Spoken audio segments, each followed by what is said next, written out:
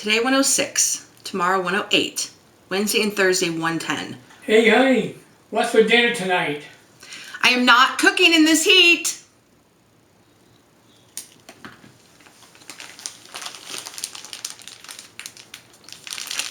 We're having peas. You're having peas too. I haven't always lived in the desert. In fact, I was born in Chicago.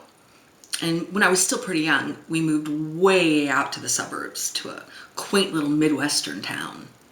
Pretty soon, we were doing all the kinds of things that small town living is known for.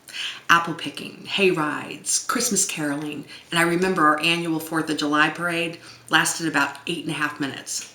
It was a really small town. Why yes, as a matter of fact, it was a little like something you'd see in a Hallmark movie. But nothing lasts forever, and sure enough, a week after my 11th birthday, we all piled in the faux wood-paneled station wagon and headed to California. We moved to Orange County when there were still orange trees there. No, it wasn't the raise or the promotion that prompted my dad to uproot his entire family. It was the prospect of being able to play golf 365 days of the year. Well, he was definitely right about the weather. I mean, it was always sunny and nice. Now, it actually does rain in California, just not very often. It's not unusual to go 3 or 4 years without seeing lightning or hearing thunder. If Southern California weather was a color, it would be beige. If it was a lipstick, it would be the perfect nude. If it was a genre of music, it would be the kind of stuff you hear in an elevator. It's just so predictable. Most of the time, you don't even think about it. No one in Southern California watches the news in the morning to know how they need to dress for work. No, you don't need a jacket. You don't need an umbrella. Just shut it off and go to work. Oh wait, you're gonna want to watch the traffic report. Yeah, in California, you need to do that. It's either gonna take you 20 minutes to get to work or an hour and a half. You never know. Okay, so enough about California. About 7 or 8 years ago, after my uncle retired from the Chicago Fire Department, he and my aunt started snowbirding it in Arizona every winter. They would drive out in December and they'd stay till about the beginning of May. Now, my husband would take his annual fishing trip every year to Mexico with the guys, so I thought I would do my part to maintain our healthy marriage, and I started taking solo vacations. I started driving out to Arizona every March so I could have a little girl time with my aunt and taking some great spring training games with my uncle. I love baseball. Now, they were in a retirement community just northwest of Phoenix, and I immediately fell in love with the whole area. Just to be clear here, I was not old enough to be living in that retirement community because I was not yet. So after visiting for 7 or 8 years every March, that's going to be important later. I decided it was finally time to take my husband out and let him take a look around. So we did that. In November, that's going to be important later too. Well, he loved it just as much as I did. And so at the beginning of the following year, when he knew he was going to be retiring soon, we decided to go back again. And we did, in February. One morning I woke up, he was gone. He'd taken off in my uncle's golf cart to go collect real estate flyers from every house in the neighborhood that was for sale. So we got ourselves a realtor and went back to California. Came out to look at houses in April. While we were there, we found a house, put an offer on it, filled out a bunch of paperwork, went back to California to pack. Technology, it's pretty amazing. When escrow closed, we didn't have to even go back to Arizona for anything. We signed all the paperwork online. In fact, we didn't go back to Arizona until it was the day we were ready to move in. That day, June 1st. The temperature? 109. I swear when we got out of the car, I heard one of the birds say the F word. I know I did. I don't know exactly where I screwed up. I mean, I'm an overthinker. I tend to analyze and research everything to death. I know I did my homework. I read up on all kinds of statistics. The housing market, job outlook, crime, cost of living, everything was good. Before we even sold our house in California, I'd found a new bird vet. I knew when the In-N-Out was opening. I even checked to see how much quicker I was going to get my QVC packages because I was moving a little closer to Pennsylvania. How did I miss this whole summer thing? And it isn't just summer. It's June through at least the middle of September. I mean, it's a solid 4 months of the year. I've never done well with really high temperatures, so maybe I was just in denial. Maybe that's why I avoided all that climate information altogether. My mom called to check up on us after the first couple weeks, and I told her how hot it was. Yeah, I don't know what you were thinking. Remember when you passed out outside of Caesar's Palace when we were in Vegas a few summers ago? Yeah, Mom, I remember. And you remember when you passed out at the neighborhood Labor Day softball game your dad was playing in? You really took a tumble down those bleachers. Yeah, Mom, I remember. And you remember when you passed out in the middle of the ceremony when you were a flower girl in my brother's wedding? That was because I hadn't had anything to eat that morning. Oh, they were having quite a heat wave that August in New Jersey. I locked my knees, Mom. I was 8. I'd locked my knees. Oh, I remember it was pretty warm in that church. You know, I've spent most of my life trying to forget that ever happened. Well, just be glad they didn't have cell phones back then, or somebody would have put that up on that YouTube TV. You know, I did tell you needed to visit Arizona in the summer. Why is she always right? She had a point. I had spent all my time visiting the desert when it was on its best behavior. I mean, November, February, April. Those are the perfect times to go visit the Valley of the Sun. I mean, seriously, what were those pioneers even thinking when they got here? Oh, I know. I bet it went a little like this.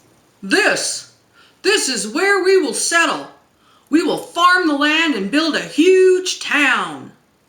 Look, it's October and it's gorgeous. We have found paradise. Ha ha ha. All those schmucks back in Buffalo we left behind, they're all freezing their butts off already. Jedediah, throw me one of those oranges off that orange tree over there. Ha ha ha ha. 6 months later, I must say, I do believe we may have screwed up here. Jedediah, break me off a piece of that aloe vera plant over there. I do believe I'm starting to blister. Nobody even comes to visit us in the summertime. And that's okay. I'm not offended. I don't take it personally. In fact, I pretty much discourage it. Who needs that extra body heat in the house anyways? I would rather everybody come and visit from November through March and see the desert when it's breathtakingly beautiful like it was when I first fell in love with it. There is nothing like springtime in the desert.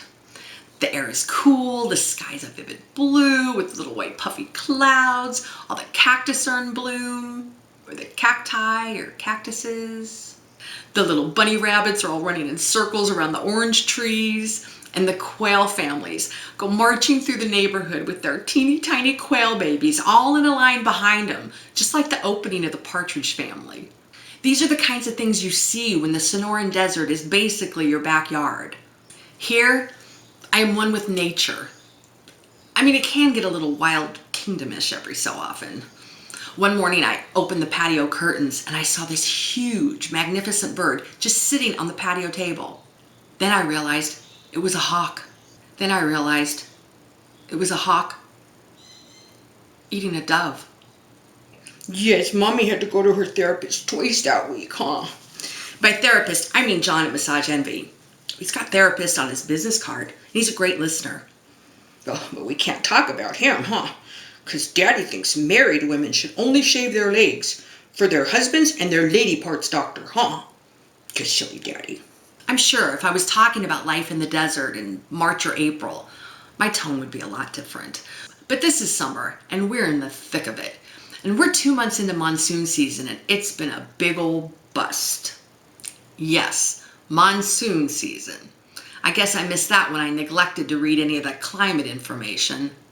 The monsoon, with the huge downpours and the big old thunder and lightning storms, well, it's exactly like the weather I used to miss out on living in Southern California all those years. Not only is it a great way to break up a long, hot summer, it reminds me of the unpredictable weather of the Midwest. And so far this year, nothing.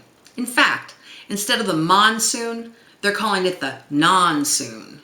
Arizona has so much to offer. I mean, the people here are super friendly, even the snowbirds. Just wish they'd learn how to drive. It's amazingly affordable, especially compared to Southern California.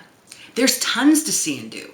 There's museums, a theater, symphony, the botanical gardens. There's a huge lake just north of us. And Sedona should be on everybody's bucket list. And we've got the Grand Canyon. We've only scratched the surface. There's so much more exploring we have to do. There's a Wrigley Mansion in Phoenix I haven't been to. There's an actual meteor crater I need to see. I want to go to Arizona. There's bears there. And can you really live here and never find yourself standing on a corner in Winslow, Arizona? Is that a copyright violation? Am I allowed to say that? Can I say with 100% certainty that we'll be here forever? I don't know. Is it crazy hot here during the summer? Yeah, but earthquakes weren't a deal breaker in California.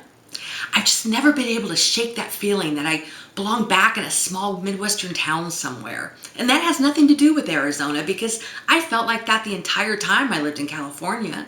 So what am I looking for? Let me check my list. 4 seasons with a kind of mild winter. A gazebo in the town square, suitable for marriage proposals and other sentimental events. An adorable bed and breakfast smack in the middle of town. Must have baby goats. And a main street, preferably with a restored old red pickup truck that runs up and down twice a day with a fresh cut Christmas tree sticking out the back end of it. I know. Too many Hallmark movies, huh? Take it back. I'm sorry. You can never have too many Hallmark movies. I don't know what I was thinking. It must be the heat.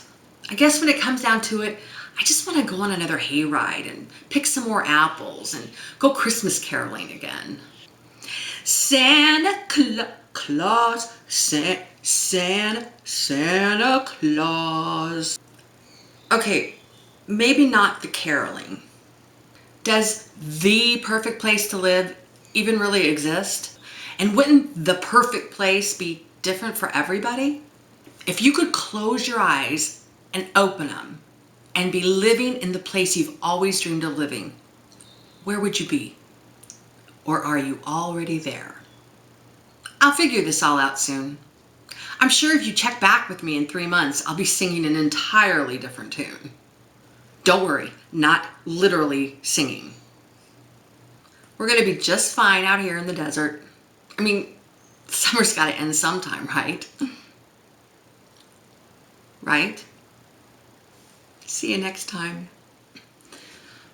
It was pretty much always sunny and nice. Sunny? Where did you come from? How'd you get in here?